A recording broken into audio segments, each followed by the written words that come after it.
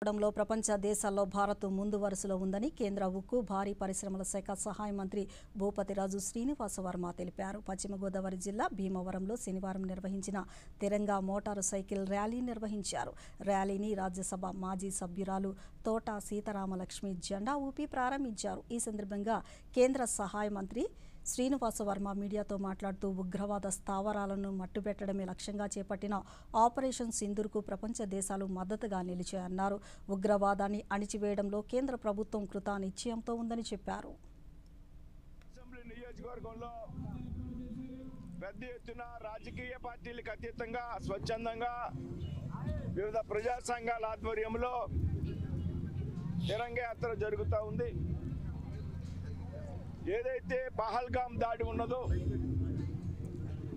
ఆ దాడి తర్వాత ఆపరేషన్ సింధూర్ తీసుకున్నటువంటి కార్యక్రమం ఏదైతే ఉన్నదో